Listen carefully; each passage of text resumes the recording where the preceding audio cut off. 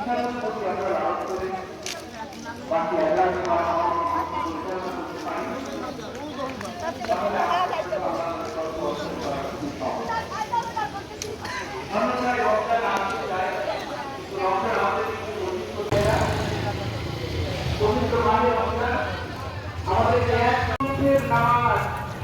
আপনার জন্য নকল হিসেবে সাব্যস্ত করে দিয়েছি, অতিরিক্ত হিসেবে সাব্যস্ত করে দিয়েছি।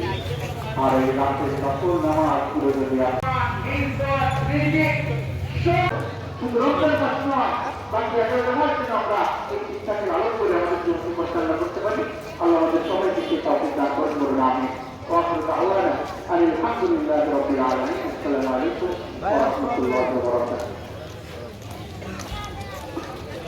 যারা দিন রাত এই পৌরসভাকে পরিষ্কার পরিচ্ছন্ন করে রাখেন, আমার সেই সমস্ত কনজারভেন্সির ভাইয়েরা তারা দিন রাত অক্লান্ত পরিশ্রম করে এই ঈদগাহকে আপনাদের নামাজের জন্য সুসজ্জিত করেছে।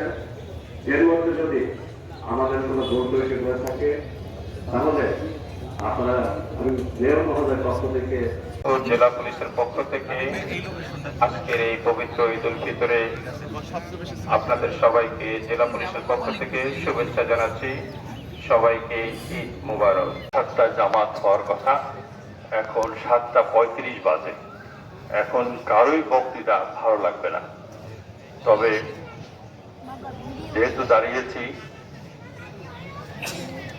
গত 7ই জানুয়ারি জাতীয় সংসদ নির্বাচনে আপনারা আমাকে যে বিপুল ভোটে জয় করে 5 বছরের জন্য আপনাদের সেবা করার সুযোগ দিয়েছেন, এই জন্য মহান আল্লাহ রাব্বুল আলামিনের কাছে জানাই হাজার শুকরিয়া, আপনাদের কাছে জানাই কৃতজ্ঞতা এবং ধন্যবাদ।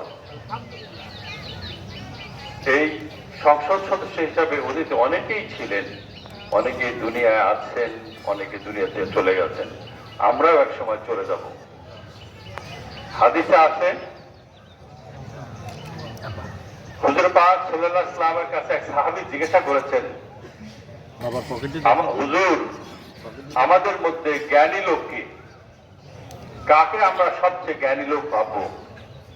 হুজুর পাক সাল্লাল্লাহু আলাইহি ওয়াসাল্লাম উত্তর দিয়েছেন, যিনি মৃত্যুর জন্য সব সময় প্রস্তুত থাকেন এবং পরকালের জন্য কামাই করেন, তিনি হচ্ছেন সবচেয়ে জ্ঞানী লোক।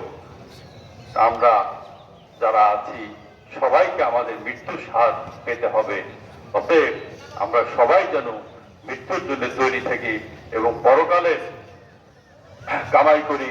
আল্লাহ তাআলা আমাদের এই তৌফিক দেন। এই বলে আমার বক্তব্য শেষ করছি। আসসালামু আলাইকুম রাহমাতুল্লাহি ওয়া বারাকাতুহু।